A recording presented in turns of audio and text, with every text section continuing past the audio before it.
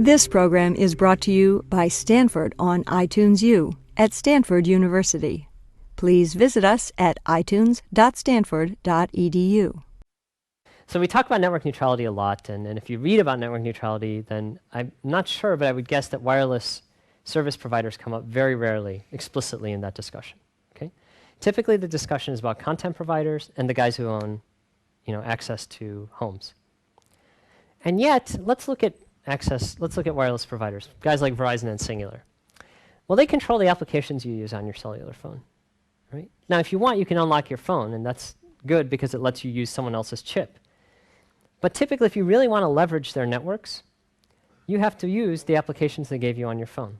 You get a little bit of flexibility. You can download various things, and there's ringtones and games and so on, but it's all stuff that's controlled typically by the service provider.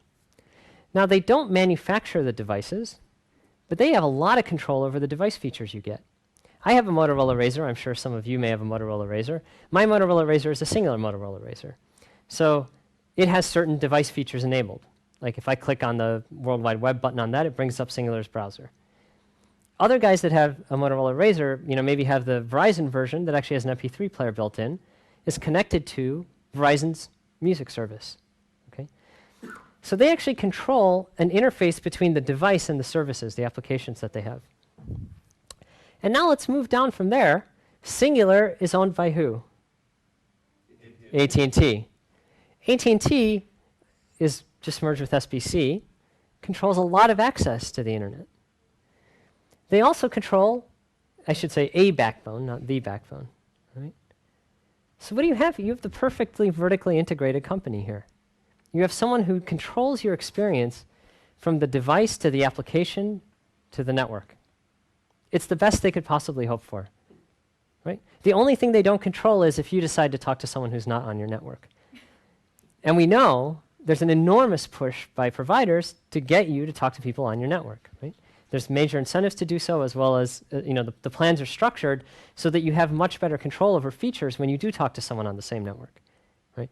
These days, the kinds of data plans that you can get have far, far better benefits if you're talking to someone else on the same network. Right? I think that's interesting, because if you compare it to support for innovation in the wired internet, this is an example of a closed, controlled platform. And so, we were talking about earlier, what did I really mean by partitioned overlay networks and so on? I think maybe it's easier to explain kind of the theme I was trying to bring out by contrast with this. If you contrast the current internet with wireless services, the distinction is remarkable. So let me ask you, if you ask someone, how many consumer internet startups are there?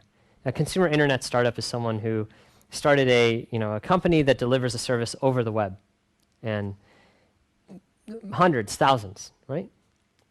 How many startups are there that deliver services on wireless devices?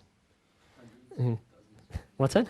Even that is, I think, a real overestimate. And often, I think you may be right about dozens, let's say, but the question is really, what's their business model? What's their plan for penetration? It's to be acquired by a wireless service provider, right?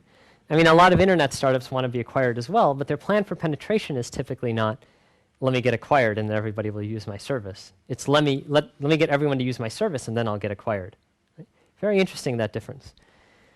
So, not surprisingly, also, wireless service revenues are much higher. Right? You pay a lot for data services on a wireless device. And it's amazing because you're paying for data services that are basically controlled by the service provider. Now, there's a shift going on here. If you buy a wireless device now, then you can use the wireless device as a modem with your laptop, for example, at reasonably high speeds. It's called 3G cellular networks. So you buy a new device from Singular that's a 3G device, you actually get reasonably high data rates if you use it as a modem with your laptop. You can just be sitting in the airport, open up your laptop. As long as your phone is on, you can use it to send and receive from the internet. One thing I've always wondered about this is, suppose that people started making voice over IP calls on that network.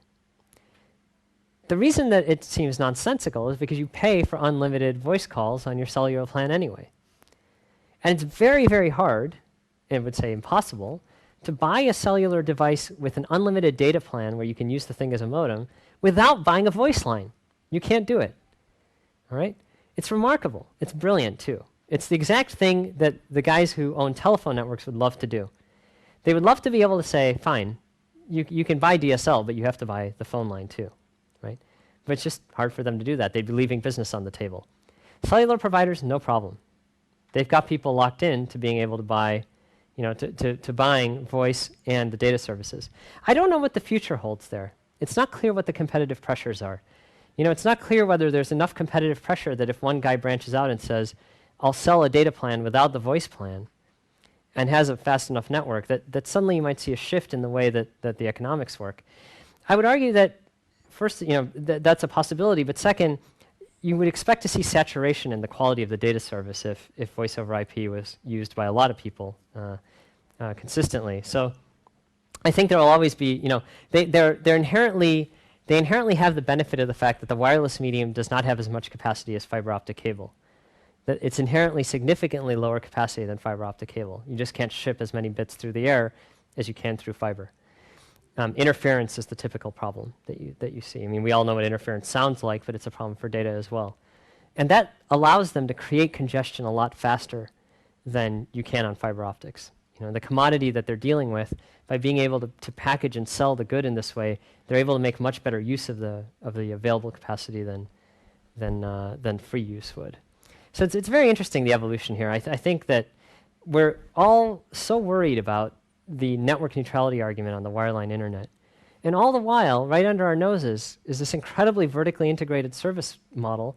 And if you ask people, then you read technology magazine reviews of technologies that are going to affect you over the next 50 years, wireless and mobility are at the top of the list. Having everything hooked into the internet, having wireless devices moving all over the place, constant ubiquitous connectivity.